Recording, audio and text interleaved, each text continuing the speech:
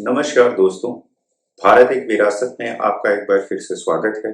यह चैनल भारत की समृद्ध सांस्कृतिक धरोहर के अद्वितीय कालातीत निधियों की खोज करने का एक प्रयत्न है। आज हम विश्व की सबसे प्राचीन शिक्षा प्रणाली की विशेषताओं को समझने की एक रोमांचक यात्रा पर जा रहे हैं, जिसका नाम है वैदिक शिक्षा प्रणाली। दोस्तों, आज के इस तीव्र गति से भागते हुए जीवन में जो सोशल मीडिया की वर्चुअल दुनिया एवं अन्य भौतिक वस्तुओं में ही सुख की खोज में है, उसे अपने पूर्वजों की गहन शिक्षाओं से प्रेरणा लेते हुए पुनः अपनी जड़ों से जुड़ना महत्वपूर्ण हो जाता है। प्राचीन भारत की आध्यात्मिक और दार्शनिक परंपराओं में गहराइयों से निहित वैदिक शिक्षा प्रणाली ज्ञान का एक प्रकाश स्तंभ है, जो समय की कसौटी पर खरी उतरती है। तो चलिए मेरे साथ इस यात्रा में, जिसमें हम पवित्र ग्रंथों के सागर की गहराई में उतरते हैं, जो शास्त्रों के आध्यात्मिक तथा दार्शनिक सूत्रों पर प्रकाश डालती है और एक ऐसी शिक्षा प्रणाली की जटिलताओं की खोज करते हैं जो न केवल बुद्धि बल्कि अस्तित्व के मूल सार का पोषण करती है। शांत परिदृश्य में बसे हुए गुरुकुलों से लेकर वैदिक ग्रंथों में निहित ज्ञान तक हम यह पता लगाएंगे कि कैसे इस प्रणाली ने शारीरिक, मानसिक और आध्यात्मिक आयामों को सहजता से एकीकृत किया। इस यात्रा में प्राचीन ज्ञान की गूंज को अनुभव करें, क्योंकि हम वैदिक शिक्षा प्रणाली के बंद दरवाजे खोलने का एक प्रयास कर रहे हैं। एक कालातीत विरासत जो हमारे महान राष्ट्र के बौद्धिक परिदृश्य को निरंतर प्रभावित करती रहती है। तो चलिए इस यात्रा को प्रारंभ करते हैं। दोस्तों, आज हम एक ऐसी शिक्षा प्रणाली का अनुसरण करते हैं जिसमें सीखना पाठ्यक्रम, पाठ्य पुस्तकों एवं असाइनमेंट के माध्यम से होता है। क्या आपने कभी सोचा है कि अतीत में भी क्या ऐसा ही होता था? क्या अतीत में भी इसी प्रकार से शिक्षा प्रदान की जाती थी या किसी दूसरे प्रकार की शिक्षा व्यवस्था का अनुसरण किया जाता था? प्राचीन भारत में सबसे पहले जिस शिक्षा व्यवस्था का विकास हुआ उसे वैदिक शिक्षा प्रणाली के नाम से जाना जाता है। दूसरे शब्दों में, प्राचीन शिक्षा प्रणाली वेदों पर आधारित थी और इसलिए इसे वैदिक शिक्षा प्रणाली का नाम दिया गया था। कुछ विद्वानों ने वैदिक शिक्षा काल को ऋग्वेद काल, ब्राह्मणी काल, उपनिषद काल, सूत्र काल, स्मृति काल आदि में उपविभाजित किया है, लेकिन इन सभी कालों में वेदों की प्रधानता के कारण शिक्षा के उद्देश्य एवं आदर्शों में कोई परिवर्तन नहीं हुआ था। इसलिए इस कालखंड की शिक्षा को वैदिक काल के अंतर्गत सम्मिलित किया गया है। विद्वत्त्वं च नृपत्वं च न एव तुल्ये कदाचन, स्वदेशे पूज्यते राजा विद्वान सर्वत्र पूज्यते। जिसका अर्थ होता है कि एक राजा और एक ज्ञानी व्यक्ति की तुलना नहीं की जा सकती। राजा की शक्ति, उसका वर्चस्व केवल अपनी निर्धारित सीमा क्षेत्र या अपने राज्य तक ही होता है। राज्य के बाहर या दूसरे राज्य में राजा को उतना मान सम्मान नहीं मिलता जितना अपने राज्य में खुद के लोगों के द्वारा प्राप्त होता है। परंतु विद्वान व्यक्ति का ज्ञान सीमाओं के बंधन से परे होता है। विद्वान व्यक्ति अपनी बुद्धिमत्ता और अपने ज्ञान के कारण राज्य के बाहर भी उतना ही सम्मान का पात्र होता है जितना कि अपने क्षेत्र में। ज्ञानी व्यक्ति अपने ज्ञान की महत्ता के कारण सभी जगह पूजनीय होता है।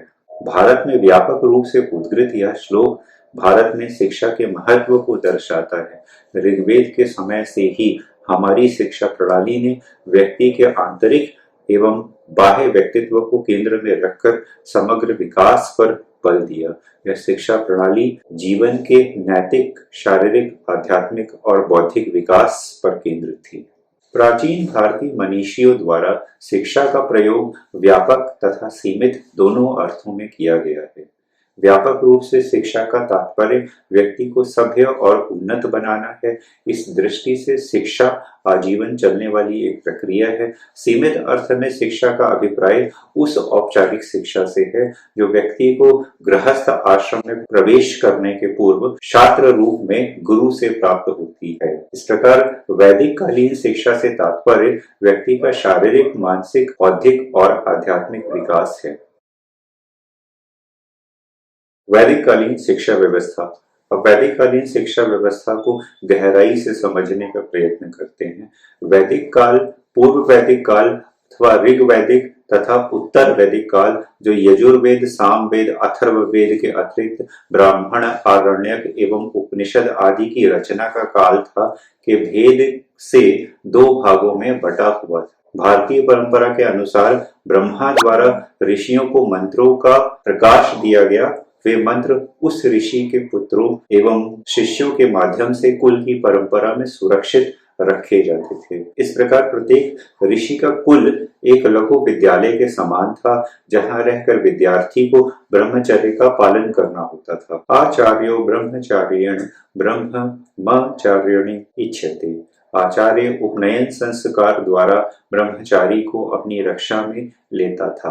आचार्यो उपनयन मानो ब्रह्मचारिणीम व्रणुते गर्भवन्तः।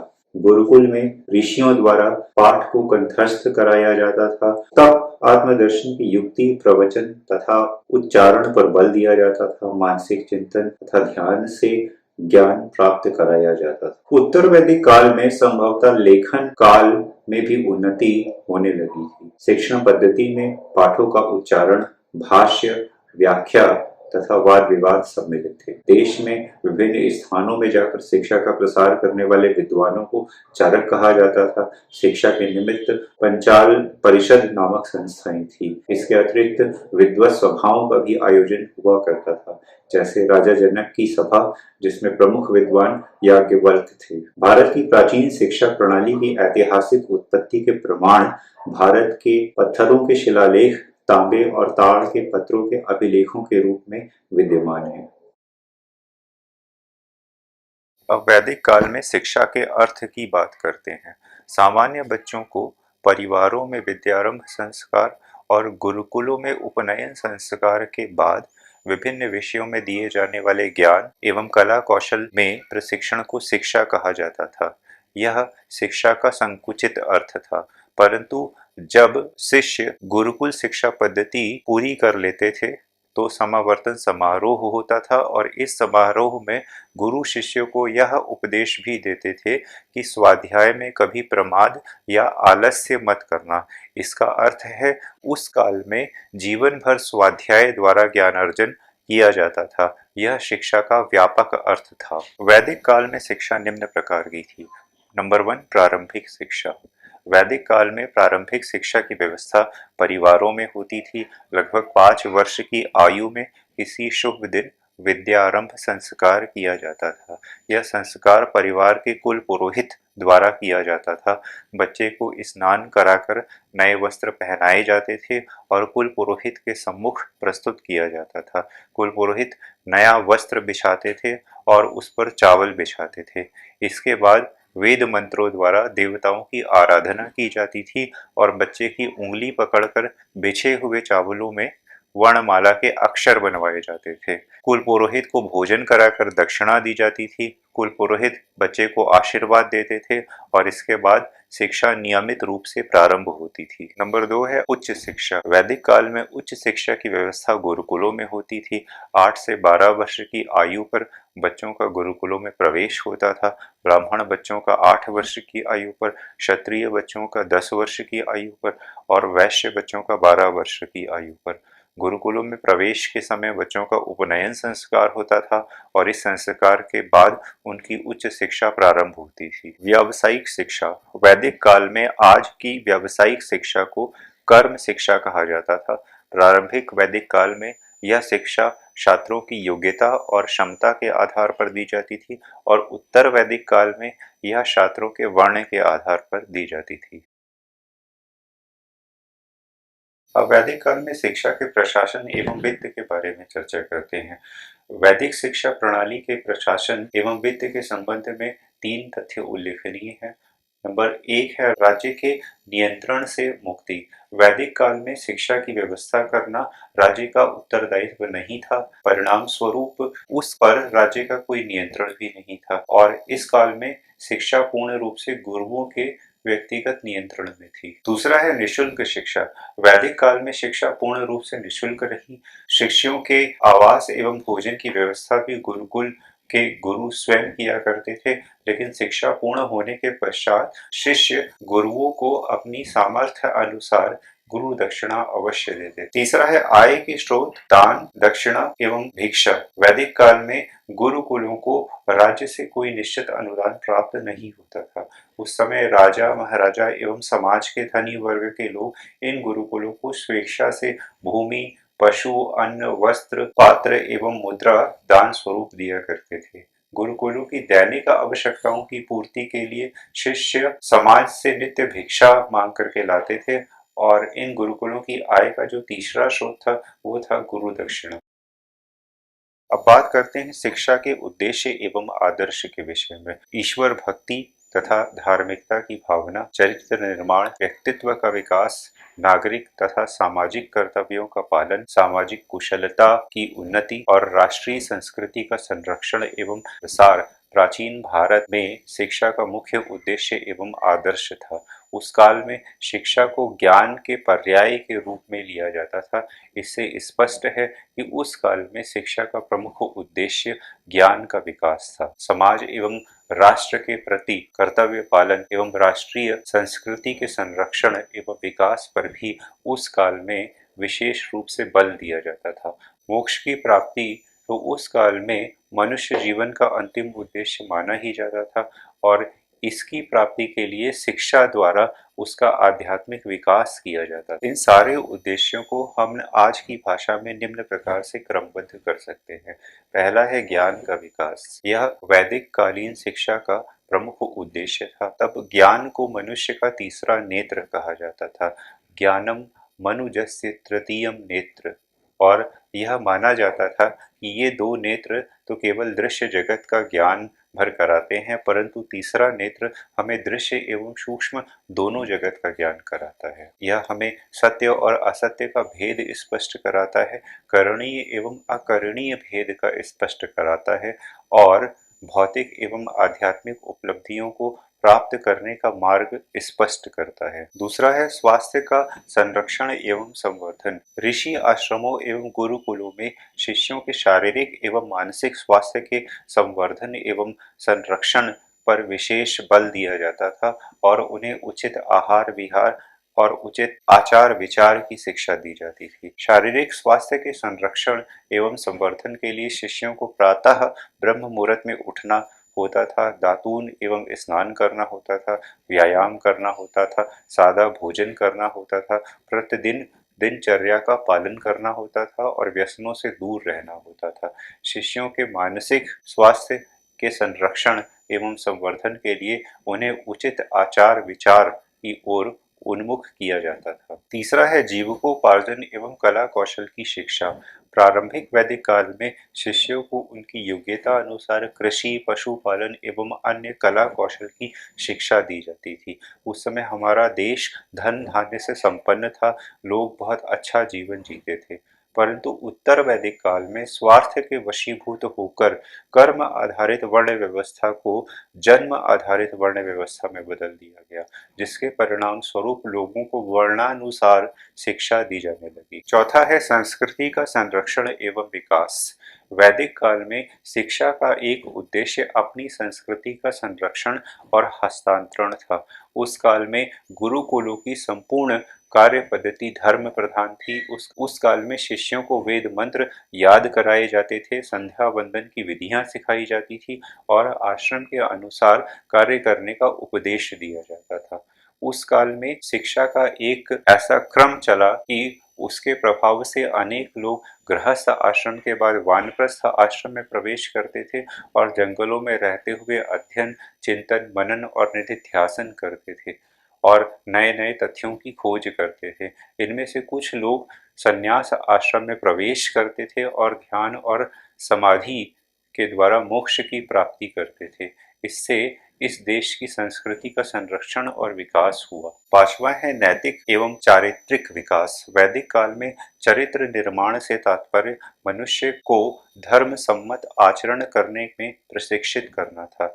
उसके आहार विहार और आचार विचार को धर्म के आधार पर उचित दिशा में अग्रसर किया जाता था। छठा है आध्यात्मिक उन्नति। वैदिक काल में शिक्षा का अंतिम और सर्वश्रेष्ठ लक्ष्य मनुष्य के बाह्य एवं आंतरिक दोनों पक्षों को पवित्र बनाकर उन्हें परम मोक्ष की प्राप्ति की ओर अग्रसर कराना था। शिक्षा की पाठ्य चर्चा की बात करते हैं। वैदिक काल में शिक्षा दो स्तरों में विभाजित थी, प्रारंभिक और उच्च। पहले बात करते हैं प्रारंभिक शिक्षा की पाठ्य चर्चा। वैदिक काल में प्रारंभिक स्तर की पाठ्य चर्चा में भाषा, व्याकरण, छंद शास्त्र और गणना का सामान्य ज्ञान और सामाजिक व्यवहार एवं धार्मिक क्रियाओं के प्रशिक्षण को स्थान प्राप्त था। उत्तर वैदिक काल में उसमें नीति प्रधान कहानियों को और जोड़ दिया गया। जो लोग अपने बच्चों को उच्च शिक्षा हेतु गुरुकुलों में प्रवेश दिलाना चाहते थे, वे उन्हें संस्कृत भाषा और उसके व्याकरण का अपेक्षाकृत अधिक ज्ञान कराते थे। और दूसरा है उच्च शिक्षा की पाठ्य चर्चा। इस काल में उच्च शिक्षा पर संस्कृत भाषा और उसके व्याकरण तथा धर्म एवं नीति शास्त्र की शिक्षा अनिवार्य रूप से दी जाती थी। प्रारंभिक वैदिक काल में वैदिक साहित्य में विभिन्न ग्रंथों, कर्मकांड, ज्योतिर्विज्ञान, आयुर्विज्ञान, सैनिक शिक्षा, कृषि, पशुपालन, कला कौशल, राजनीति शास्त्र, भूगर्भ शास्त्र और प्राणी शास्त्र की शिक्षा ऐच्छिक थी। उत्तर वैदिक काल में उच्च शिक्षा की इस पाठ्य चर्चा में अन्य अनेक विषय सम्मिलित किए गए, जैसे इतिहास, पुराण, नक्षत्र विद्या, न्याय शास्त्र, अर्थशास्त्र, देव विद्या, ब्रह्म विद्या और भूत विद्या। इसे विशिष्ट विद्या की संज्ञा दी जा सकती है। शिष्य इनमें से अपनी रुचि से कोई भी विषय अध्ययन करने के लिए स्वतंत्र थे। वैदिक कालीन शिक्षा की पाठ्य चर्चा को उसकी प्रकृति के आधार पर निम्न दो रूपों में विभाजित किया जा सकता है। पहला है आपका अपरा, यह भौतिक पाठ्य चर्चा।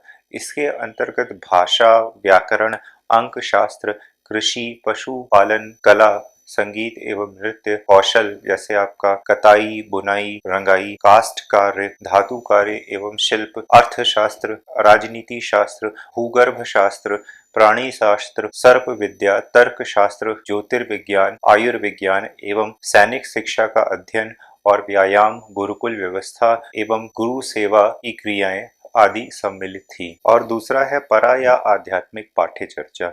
इसके अंतर्गत वैदिक साहित्य जैसे वेद, वेदांग, उपनिषद, धर्मशास्त्र और नीति शास्त्र का अध्ययन और इंद्रिय निग्रह, धर्मानुकूल आचरण, ईश्वर भक्ति, संध्या वंदन और यज्ञ आदि क्रियाओं का प्रशिक्षण सम्मिलित था। अब शिक्षण विधियों की बात करते हैं। वैदिक काल में शिक्षण सामान्यतः मौखिक रूप से होता था और प्रायः प्रश्न उत्तर, शंका समाधान, व्याख्यान और वाद विवाद द्वारा होता था। उस समय भाषा की शिक्षा के लिए अनुकरण विधि और कला कौशल की शिक्षा के लिए प्रदर्शन एवं अभ्यास विधियों का प्रयोग किया जाता था। उपनिषदकारों ने शिक्षण की एक बहुत प्रभावी विधि का विकास किया था, जिसे श्रवण, मनन और निधिध्यासन विधि कहते हैं। अब इन विधियों को विस्तार से समझते हैं। पहला है आपका अनुकरण आवृत्ति एवं कंठस्थ विधि। अनुकरण विधि सीखने की एक स्वाभाविक विधि है। वैदिक काल में प्रारंभिक स्तर पर शिक्षा और व्यवहार की शिक्षा प्रायः इसी विधि से दी जाती थी। उच्च स्तर पर भी इसका प्रयोग होता था, जैसे गुरु शिष्य के सम्मुख वेद मंत्रों का उच्चारण करते थे, शिष्य उनका अनुकरण करते थे और बार बार उच्चारित करते थे और इस प्रकार उन्हें वो कंठस्थ हो जाया करता था। दूसरा है व्याख्यान और दृष्टांत विधि। वैदिक काल में शिष्यों को व्याकरण का कोई नियम या वेदों का कोई मंत्र कंठस्थ कराने के बाद गुरु उसकी व्याख्या करते थे, उसके अर्थ एवं भाव को स्पष्ट करते थे और उसके अर्थ एवं भाव को स्पष्ट करने के लिए उपमा, रूपक और दृष्टांतों का प्रयोग करते थे। तीसरा है प्रश्नोत्तर, वाद विवाद एवं शास्त्रार्थ विधि। उत्तर वैदिक काल में उपनिषदों की शैली के आधार पर प्रश्न उत्तर, वाद विवाद और शास्त्रार्थ विधियों का विकास हुआ। प्रारंभिक वैदिक काल में गुरु उपदेश देते थे, व्याख्यान देते थे और शिष्य शांति पूर्वक सुनते थे। उत्तर वैदिक काल में शिष्य अपनी शंका प्रस्तुत करते थे और गुरु उनका समाधान करते थे। उच्च शिक्षा में उच्च स्तर के शिष्यों एवं गुरुओं के बीच वाद विवाद भी होता था। अति गुण विषयों पर चर्चा हेतु अधिकारी विद्वानों के सम्मेलन भी बुलाया करते थे और उनके बीच शास्त्रार्थ होता था। शिष्य इन सबको सुनते थे और अपने तत्संबंधी ज्ञान में वृद्धि करते थे। कथन प्रदर्शन एवं अभ्यास विधि। वैदिक काल में कृषि, पशुपालन, कला कौशल, सैन्य शिक्षा और आयुर्विज्ञान आदि क्रिया प्रधान विषयों की शिक्षा कथन, प्रदर्शन एवं अभ्यास विधि से दी जाती थी।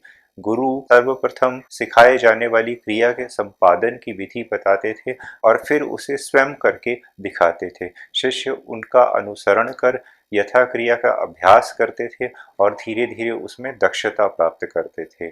श्रवण मनन और निधिध्यासन विधि। यह विधि भी उपनिषदकारों की देन है। उस काल में गुरु जो भी व्याख्यान देते थे, वेद मंत्रों आदि का जो व्याख्यान करते थे, धर्म दर्शन एवं अन्य विषयों के संबंध में जो कुछ भी जानकारी देते थे, शिष्य उनको ध्यान पूर्वक सुनते थे और उसके बाद उनका मनन करते थे और चिंतन करते थे। तर्क विधि। उत्तर वैदिक काल में तर्क शास्त्र जैसे गूढ़ विषयों के शिक्षण हेतु तर्क विधि का विकास हुआ। उस समय इस विधि के 5 पद थे: प्रतिज्ञा, हेतु, उदाहरण, अनुपयोग और निगमन। कहानी विधि। उत्तर वैदिक काल में आचार्य विष्णु शर्मा ने राजकुमारों को नीति की शिक्षा देने के लिए कहानियों की रचना की। ये कहानियां पंचतंत्र और हितोपदेश के नाम से संग्रहित हैं। कहानी सुनाने के बाद आचार्य शिष्यों से प्रश्न पूछते थे। इन प्रश्नों में अंतिम प्रश्न यह होता था कि इस कहानी से आपको क्या शिक्षा मिलती है। अब बात करते हैं अनुशासन की। प्रारंभिक वैदिक काल में अनुशासन से तात्पर्य शारीरिक, मानसिक और आध्यात्मिक संयम से लिया जाता था। उस काल में शारीरिक संयम से तात्पर्य था ब्रह्मचर्य व्रत का पालन, श्रृंगार न करना, सुगंधित पदार्थों का प्रयोग न करना, नृत्य और संगीत में आनंद न लेना, मादक पदार्थों का प्रयोग न करना, जुआ न खेलना, गाय न मारना, झूठ न बोलना और चुगली न करना। मानसिक संयम से तात्पर्य था इंद्रिय निग्रह, सत्य, अहिंसा, अस्तेय, ब्रह्मचर्य और अपरिग्रह का पालन करना, काम, क्रोध, लोभ, मोह और मद से दूर रहना। और आध्यात्मिक संयम से तात्पर्य था आत्मा के स्वरूप को पहचानना, सब में एकात्म भाव देखना और सबके कल्याण के लिए कार्य करना। परंतु उत्तर वैदिक काल में शिष्यों द्वारा गुरुओं के आदेश और उनके नियमों के पालन को ही अनुशासन माना जाने लगा और जो शिष्य इनका पालन नहीं करते थे उन्हें दंड दिया जाता था, परंतु शारीरिक दंड विशेष परिस्थितियों में ही दिया जाता था। अब शिक्षक या गुरु के विषय में चर्चा करते हैं। वैदिक काल में अति विद्वान, स्वाध्यायी, धर्मपरायण एवं सच्चरित व्यक्ति को ही गुरु के रूप में माना जाता था। ये अति ज्ञानी के साथ साथ अति संयमी भी होते थे। उस समय उन्हें समाज में सर्वोच्च स्थान प्राप्त था। ये देव रूप में प्रतिष्ठित थे। इन्हें धिया वसु, जिनकी बुद्धि ही धन है, सत्य जन्मा या सत्य को जानने वाले, विश्ववेदा या सर्वज्ञ आदि विशेषणों से संबोधित किया जाता था। ये अपने गुरुकुल के पूर्ण स्वामी होते थे, परंतु पूर्ण स्वामित्व के साथ साथ पूर्ण उत्तरदायित्व भी जुड़ा हुआ था। ये अपने गुरुकुलों की संपूर्ण व्यवस्था के उत्तरदायी थे। ये अपने शिष्यों के आवास, भोजन एवं वस्त्र आदि की व्यवस्था करते थे, उनके स्वास्थ्य की देखभाल करते थे और उनके सर्वांगीण विकास के लिए प्रयत्न करते थे। अब गुरु शिष्य संबंध की परिचर्चा करते हैं। वैदिक काल में गुरु और शिष्य के बीच बहुत मधुर संबंध होते थे। गुरु शिष्य को पुत्रवत मानते थे और शिष्य गुरुओं को पिता तुल्य मानते थे। ऊपर से प्रेम बरसता था और नीचे से श्रद्धा उमड़ती थी। वैदिक काल में गुरुकुलों की व्यवस्था गुरु और शिष्य दोनों संयुक्त रूप से करते थे। यहाँ गुरुओं के शिष्यों के प्रति उत्तरदायित्व एवं कार्यों का संक्षेप में वर्णन करते हैं। वैदिक काल में गुरु शिष्यों के प्रति पूर्ण रूप से उत्तरदायी होते थे। ये शिष्यों के प्रति निम्न उत्तरदायित्वों एवं कर्तव्यों का निर्वहन करते थे। नंबर 1 है शिष्यों के आवास, भोजन और वस्त्र आदि की व्यवस्था करना, शिष्यों के स्वास्थ्य की देखभाल करना, उनके अस्वस्थ होने पर उपचार की व्यवस्था करना, शिष्यों की भाषा, धर्म और नीति शास्त्र का ज्ञान अनिवार्य रूप से कराना, शिष्यों को योग्यता अनुसार प्रारंभिक वैदिक काल में तथा वर्णानुसार उत्तर वैदिक काल में विशिष्ट विषयों एवं क्रियाओं या कर्म की शिक्षा देना, शिष्यों को सदाचार की शिक्षा देना और उनका चरित्र निर्माण करना, शिष्यों को करणीय कर्मों की ओर अग्रसर करना और अकरणीय कर्मों से रोकना, शिष्यों का सर्वांगीण विकास करना और शिक्षा पूरी होने के बाद गृहस्थ आश्रम में प्रवेश करने की आज्ञा देना और उनका मार्गदर्शन करना। अब शिष्यों की गुरुओं के प्रति कर्तव्य की भी बात करते हैं। वैदिक काल में शिष्य गुरुओं के प्रति पूर्ण समर्पित होते थे। वे गुरुओं के प्रति निम्न उत्तरदायित्वों का पालन किया करते थे। पहला है गुरुकुल की सफाई करना और उसकी पूर्ण व्यवस्था करना। फिर गुरु गृह की सफाई करना, गुरु के स्थान एवं पूजा की व्यवस्था करना, गुरु एवं गुरुकुल वासियों के लिए भिक्षा मांगना, गुरु एवं गुरुकुल वासियों की भोजन की व्यवस्था करना, गुरु के सोने से पहले उनके पैर दबाना, गुरुओं के आदेशों का पूर्ण निष्ठा के साथ पालन करना और शिक्षा पूरी होने के बाद सामर्थ्य अनुसार गुरु दक्षिणा देना। अब वैदिक कालीन परीक्षा की विधि एवं उपाधियों की बात करते हैं। वैदिक काल में आज की तरीके की परीक्षाएं नहीं हुआ करती थी। सर्वप्रथम तो गुरु ही मौखिक रूप से प्रश्न पूछकर यह निर्णय करते थे कि किसी शिष्य ने यथा ज्ञान को प्राप्त कर लिया है अथवा नहीं। उसके बाद उन्हें विद्वानों की सभा में उपस्थित किया जाता था। ये विद्वान इन छात्रों से प्रश्न पूछते थे और संतुष्ट होने पर इन्हें सफल घोषित करते थे।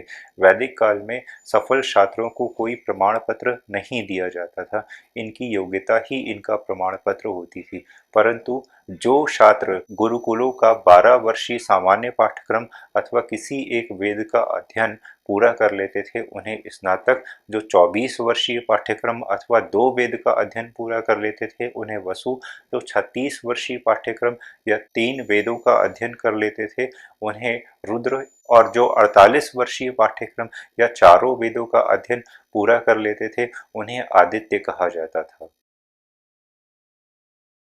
अब समावर्तन समारोह या कन्वोकेशन प्रोग्राम की चर्चा करते हैं। वैदिक काल में शिष्यों को गुरुकुलीय शिक्षा पूरी होने के बाद समावर्तन समारोह होता था। समावर्तन का शाब्दिक अर्थ है घर लौटना। समावर्तन समारोह में सर्वप्रथम छात्रों को ब्रह्मचारी वस्त्र उतारकर गृहस्थ वस्त्र धारण करवाए जाते थे। इसके बाद गुरु उन्हें यज्ञ वेदी के सामने बैठाते थे। वेद मंत्रों से देवताओं की आराधना की जाती थी। इसके बाद गुरु शिष्यों को उपदेश या दीक्षांत भाषण देते थे।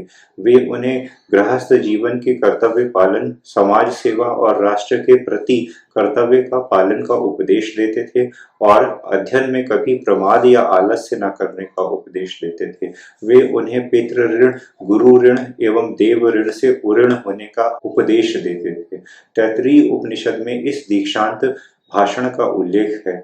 आज के अधिकतर भारतीय विश्वविद्यालयों में दीक्षांत समारोह में तैत्तिरीय उपनिषदीय दीक्षांत उपदेश दिए जाते हैं। उस काल में दीक्षांत उपदेश के बाद गुरु शिष्यों को गृहस्थ जीवन में प्रवेश करने की आज्ञा प्रदान करते थे और उन्हें आशीर्वाद देकर गुरुकुल से घर की तरफ विदा करते थे। अब इस व्याख्यान को यहीं समाप्त करते हैं। इस अत्यंत रोमांचक यात्रा में हमने देखा कि कैसे वैदिक शिक्षा प्रणाली ने हमारी संस्कृति और शिक्षा के क्षेत्र में एक अनमोल योगदान दिया है। भारत एक विरासत के माध्यम से हमने इस अद्भुत शिक्षा प्रणाली के रहस्यों को खोजा और उन्हें आपके सामने प्रस्तुत किया। यह आत्मविकासी शिक्षा प्रणाली हमें याद दिलाती है कि शिक्षा न सिर्फ ज्ञान प्राप्त करने का एक अवसर है, वरन हमारे जीवन को संपूर्णता की ओर अग्रसित करने का एक पथ प्रदर्शन भी करती है। आशा है आपको इस यात्रा ने वैदिक शिक्षा प्रणाली के विषय में प्रेरित किया होगा। आप सभी का धन्यवाद जो हमारे साथ इस अनुसंधान में शामिल हुए। इस विशेष विषय को लेकर आपके सुझाव और विचार हमारे लिए महत्वपूर्ण हैं। भारत एक विरासत को सब्सक्राइब करें ताकि हम साथ में और भी रोमांचक और शिक्षाप्रद विषयों को इतिहास की गहराइयों से बाहर ला सकें। जय हिंद, जय श्री राम।